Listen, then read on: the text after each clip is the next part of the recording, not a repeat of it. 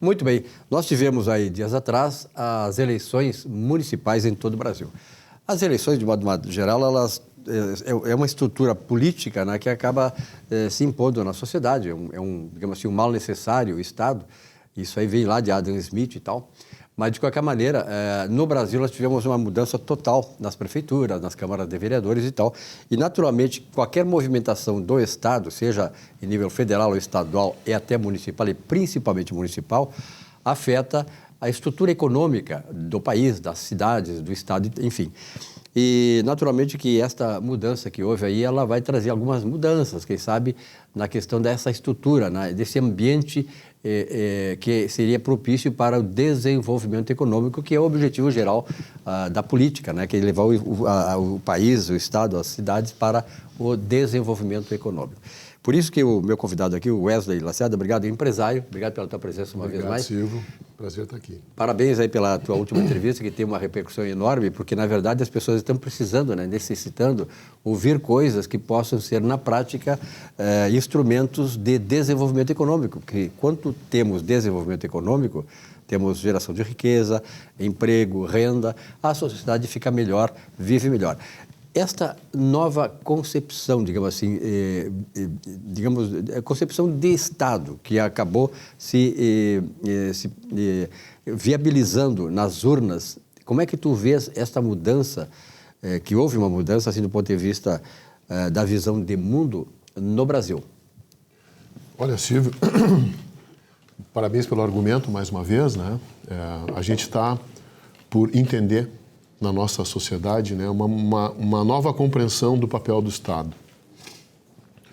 Uma compreensão, quem sabe, mais madura, porque se abre espaço para discutir que o Estado não necessariamente precisa ser o grande provedor do bem-estar da sociedade. O Estado, obviamente, tem um grande papel, mas nessas eleições a gente viu uma ideia econômica que abre para o cidadão a tranquilidade para que ele seja o provedor do seu próprio bem-estar. Então, quando a gente tem uma tese dessas ganhando espaço nacionalmente, no final é um grande alento, porque o sucesso, a riqueza econômica, a construção da novidade, ela passa pelo indivíduo, passa pelo cidadão. O Estado, obviamente, tem o seu papel de fomentador, de protetor desse ambiente profícuo para novas criações, inovações, mas é sempre o indivíduo que vai fazer a novidade. O Estado, por mais que tenha o seu multiplicador econômico, porque o Estado é um grande comprador, 55% do PIB brasileiro, ele é de compras do Estado, ou seja, o Estado gerando, comprando serviços, produtos na sociedade, mas o Estado não é um gerador de riqueza. Então, ele é um multiplicador econômico com continuidade reduzida, porque a riqueza econômica, ela, se é utilizada para produzir bens, produtos, consumo, quando ela recupera, ela produz mais bens, produto e consumo. Quando ela se recupera do investimento, recebe o faturamento, ela faz mais bens, produto e consumo. Ou seja, ela é naturalmente crescente, enquanto do Estado não, ele não produz, ele consome e encerra, consome e encerra, como ele não reproduz. Então, a gente teve nessas eleições uma tese que abre a responsabilidade para o indivíduo. De empreender, de fazer, de depender menos do Estado. Então, isso, por si só, é um grande motor para o Brasil de modo geral. Então, a gente teve muitas cidades onde foi vencedora essa tese, essa dinâmica. Estado parceiro, protetor, mas indivíduo responsável, não indivíduo assistido. Então, uma análise sociológica, filosófica desse movimento que as eleições comprovaram é a abertura dessa disponibilidade, onde o indivíduo precisa menos da assistência do Estado. Ao contrário, ele produz e ajuda o Estado a gerar bem-estar. Na verdade, né, Wesley, se tu pegasse, eu sempre como professor de História do Pensamento Econômico, quando tu coloca essas questões aí, me provoca essa questão assim de ver a história, porque na verdade nós somos hoje fruto de tudo que aconteceu, de civilizações lá de 10 mil, 12 mil anos atrás, e sobretudo de 5 mil anos, eu sempre cito que é o ponto fundamental da vinda dos sumérios, lá da região entre o Eufrates e o Tigres, na região de Ur, onde viveu, aliás, o Abraão foi era lá. Grande empreendedor. O grande empreendedor Abraão. Então, na verdade, a partir dos sumérios, indo lá para o Egito e tal, ali perto do Jordão, eles formaram a primeira civilização. E eles sempre pregaram, desde lá se vê, a história mostra isso, que um povo, ele se desenvolve, ele se torna uma nação civilizada, desenvolvida, quando ele procura exatamente isso aí, ou seja, centrar na disponibilidade, na criatividade individual e na chamada excelência, né, intelectual. O que é excelência intelectual? Exatamente esse preparo do indivíduo para fazer, para criar, porque ele é uma criatura de Deus, que é o Criador. E ele tem que dar essa sequência. Então, eu vejo também nesse sentido, viu, Wesley, que essa tua ponderação, que nós estamos caminhando para isso. Porque a cultura brasileira, e quando tu faz uma análise sociológica da cultura brasileira, nós não estamos fazendo uma crítica, mas, e ao mesmo tempo fazemos uma crítica da história da cultura brasileira. Ela precisa... né? Precisa ter um pigmento exatamente dessa questão, para o Brasil poder se deslocar desse processo que nos traz o envolvimento e não o desenvolvimento. E eu acho que esse o caminho agora está sedimentado a partir dessa amostragem política das últimas eleições. Eu vi um comentário muito interessante, Silvio, nessa linha, agora, bastante recentemente, e que eu concordo. Que a gente está vivendo hoje uma geração de jovens que foi formado nesse mundo hiperinformado, cheio de acesso à informação, né, mas com pouca capacidade de tomar decisão e de resolver coisas. Então, quando esse jovem, que inicialmente é hiperinformado, chega no mercado de trabalho, ele não está pronto para resolver as questões dentro da empresa. Quanto vale uma pessoa dentro da empresa? Vale a quantidade de problemas que ela consegue resolver. E a gente pega essa geração que está chegando agora, ela não consegue resolver as coisas. Ela se frustra. Ela não sabe lidar com a frustração. Ela não teve a educação dura de produzir por si. Foi assistida inicialmente pela família, depois segue assistida na escola, depois quer seguir assistida no trabalho.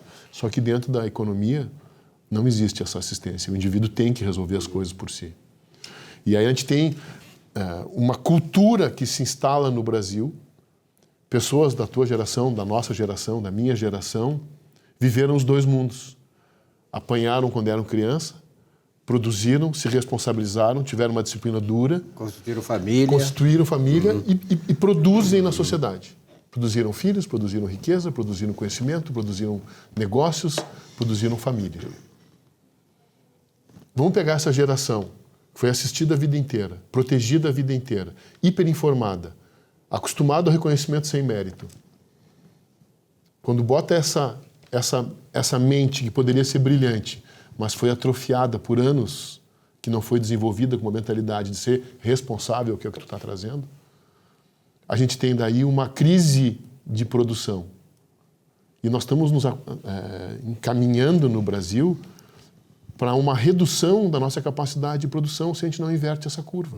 E só inverte essa curva com educação. Educação responsabilizante, educação disciplinadora. Então, a gente está entrando numa sociedade com pessoas que vão ter que sustentar, depois que nós não tivermos aqui, que não tiveram a dura preparação da disciplina, da responsabilidade pela própria autonomia. Aí nós vamos estar num pepino sério. Na verdade, essa questão quando a gente fala em educação, a gente fala uma educação integral, né? Conhecimento, e não adianta você ter conhecimento, e esses jovens que tu está falando aí, eles carecem do conhecimento. Veja hoje como é que está o ensino no Brasil. Né? Então, esses jovens, como disse a geração neném, eles não têm a mínima responsabilidade pelas coisas. Tem muitos deles, e há uma estatística disso, mais de 40% dos jovens vivem na casa dos pais ainda. Né? E muitos são ainda assistidos pelos avós. Então, o que esperar desta geração? Então, esse despertar que o Brasil precisa ter, ele exige o conhecimento, um conhecimento maduro, um conhecimento, não uma doutrinação, como se faz no país hoje. Esse jovem precisa ter o entendimento desse conhecimento, que é uma coisa diferente. As pessoas não adianta ter o conhecimento se não entende o conhecimento. Quando você tem o conhecimento, o entendimento, aí você adquire, através disso, o discernimento para agir. Então, o que nós podemos esperar dessa geração? Realmente, assim, eu tenho 73 anos, 7 décadas de vida, e a gente passou por todas essas fases. Eu era cobrado em casa, eu levo na minha pasta um boletim do Colégio Estadual Júlio de Castilhos, ginasial. Que beleza. E lá é o seguinte, olha aqui, ó, eu todo mês tinha que levar para casa, o pai assinar, ver as notas, e eu era cobrado por aquilo. Então, hoje, esta minha geração, ela viveu isto. Ela foi ensinada, disciplinada e cobrada. E aí? A gente está vivendo essa discussão pesada, séria, até um tanto triste, né? Porque a gente vê esses jovens entrarem na faculdade, na universidade, semi-analfabetos. Eles escrevem, leem, mas a cognição para interpretar um texto é muito limitada. Então a gente sofre hoje muito com esse jovem. E tem um estudo, agora eu não me lembro qual é a entidade, do Mato Grosso do Sul, que fala exatamente sobre a geração nem. Nem estuda e nem trabalha. E a constatação é que essa geração não é nem pela sua vontade. Os pais são os principais responsáveis, porque essa criança estimulada, ela quer. Ela quer. Ela quer estudar, ela quer puxar, ela quer produzir, ela quer trabalhar.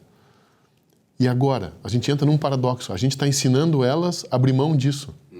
Porque, por natureza, ela quer. Tu sabe que eu vi uma certa vez, eu acho que dei uma palestra para pais e mestres de uma escola aqui de Porto Alegre, faz tempos isso. E eu estava falando exatamente nisso, que seja, a educação, ela não adianta nada se ela não vier combinada da punição.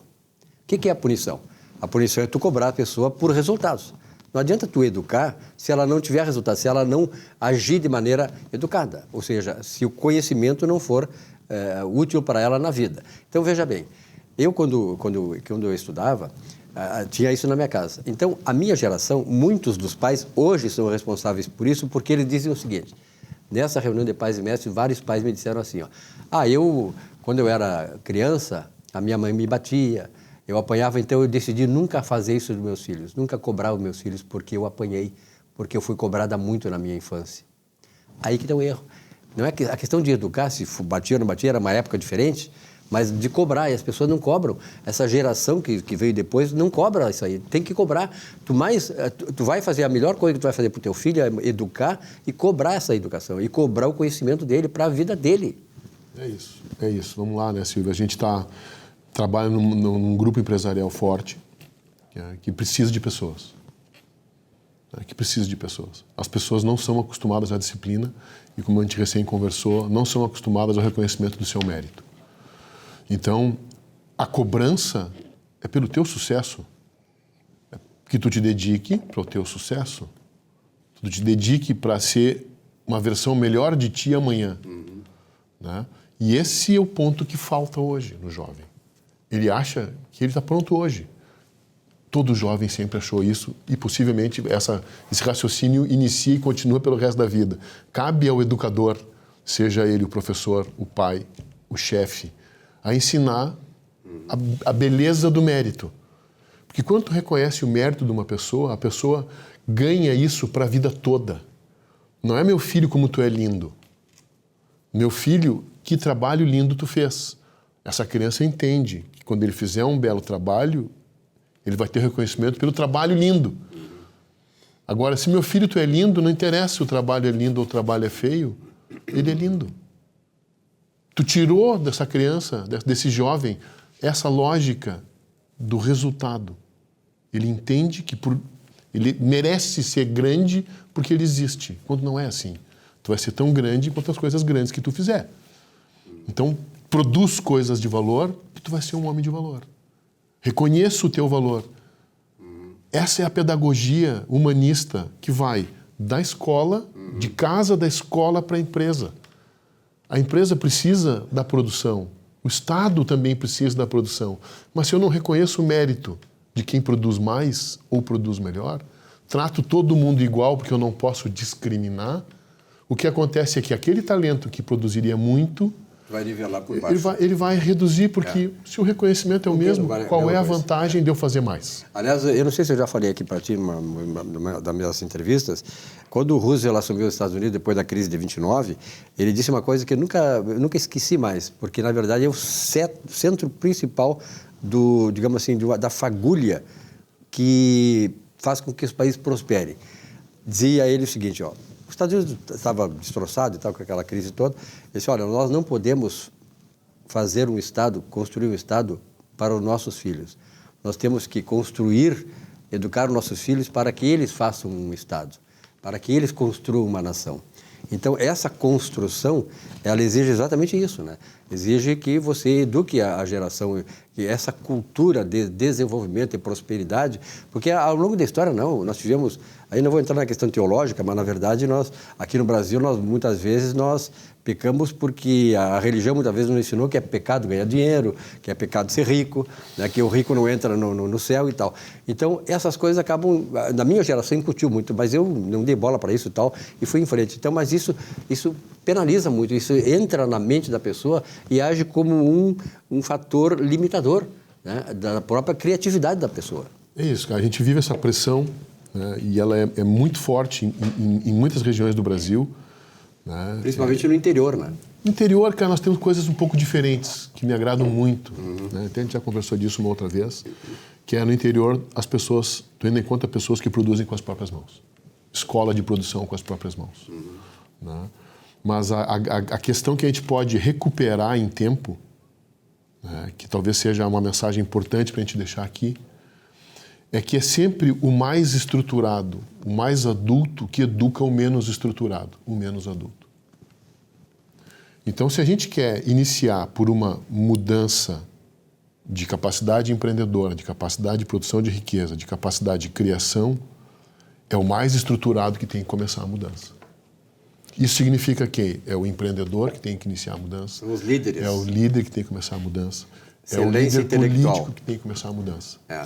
Enquanto essa equipe madura aceita e convive, ou até se beneficia dessa, vamos dizer assim, pouca evolução da grande massa, do grande público, nós estamos num caminho que não tem volta. Agora, é o pai que educa o filho, é o chefe que educa o empregado, é o líder que educa os seus liderados, é o líder político que educa o seu time. Então, o mais estruturado é que tem que responsabilizar, cobrar e implementar a mudança de desempenho para estabelecer um processo de reconhecimento pelo mérito. Então, a gente precisa responsabilizar aqueles que têm hoje a capacidade de fazer, de produzir, ou que têm o grande raio de ação na sua mão. Seja o político, seja o empreendedor. Eles têm o raio de ação na mão. Se ele muda o seu modo para que o crescimento seja induzido pela disciplina, pela lógica, esse cara, então, ele é indutor da mudança. Então, a nossa grande questão, de fato, então, é a nossa responsabilidade precisa evoluir. Para concluir, assim, nós sabemos que o Estado, ao longo da história toda, o Estado sempre foi muito presente, muitas vezes impôs muita coisa. O Estado era o agente de tudo, o Estado era o formador de tudo, o Estado era o centro de tudo, a ele deveria se dar a obediência e tal. O Estado moderno, como é que tu imaginas? É um Estado ainda provedor, é um Estado ou é um Estado que apenas permite que as coisas aconteçam? O Estado, ele tem um enorme papel de proteção e defesa. Só para entender, né, nós estamos nos aproximando do nosso final de tempo. O Estado bota aquilo que é difícil para o indivíduo, a infraestrutura, o suporte, a base. Então, eu não consigo empreender se eu não tenho estrada, não tenho ferrovia, não tenho aeroporto. Eu não consigo fazer escola se eu não tenho telecomunicação, se eu não tenho energia, se eu não tenho água. Eu não consigo fazer negócio se eu não tenho segurança jurídica. Então, o Estado tem esse papel de gerar o ambiente que é propício. Gerar o ambiente que é propício para que o indivíduo, assumindo a sua responsabilidade, produza. Então, quanto a gente... As parcerias público-privadas estão aí para mostrar se tem hoje estradas melhores. É caro, mas se tem estrada, eu prefiro. Se tem estrada, o governo tem que fazer a segurança. Porque senão é eu que vou ter que fazer a minha segurança. O governo tem que dar a saúde geral, tem que dar a educação geral. Então, a base para que essa sociedade possa evoluir com segurança é papel do Estado. não a evolução da segurança, não a evolução da economia. Muito bem. Na próxima vez que o Wesley virá nos visitar, daqui a alguns dias, eu quero propor para ele já um assunto exatamente com relação ao papel do Estado. Vamos trazer assim, historicamente como o Estado se comportou e onde ele mais agiu, onde ele mais assambarcou essas funções que não são dele, né? Que sociedades se produziram, né? E onde o Estado apenas serviu como digamos assim, um estimulador, né, do desenvolvimento econômico, da criatividade das pessoas, da liberdade das pessoas fazerem e tal. Que tipo de nação foram construídos, né? Eu acho importante porque... Tema maravilhoso, riquíssimo. Muito bom, porque, na verdade, nós estamos nessa intersecção, digamos assim, do ponto de vista da logística de desenvolvimento. Nós estamos a opção que tivemos agora na última eleição, exatamente por isso, dar liberdade para as pessoas, para elas construírem esse país aqui. Wesley, muito obrigado pela tua presença. Eu que te agradeço mais uma vez, essa companhia agradabilíssima que tira da gente coisas que nem a gente sonhava que ainda estavam lá dentro. Da mesma forma, eu enriqueço muito aqui com a presença do Wesley e tenho a certeza que eu recebi muitas manifestações em relação à última vez que ele esteve aqui. Na verdade, este é o objetivo do programa, é esclarecer e provocar também manifestações e provocar curiosidade e provocar, sobretudo, que as pessoas pensem por elas próprias, né? Como dizia Henri Thoreau, um filósofo francês, pense por você mesmo, senão alguém vai pensar por você sem pensar em você, tá bom? Um abraço e até a próxima. Abraço, obrigado, Silvio.